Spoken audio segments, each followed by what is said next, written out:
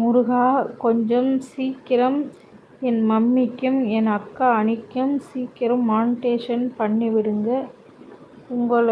உங்களுக்கு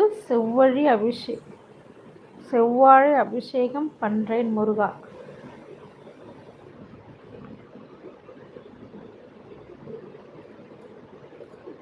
இருப்பேன் தம்பி.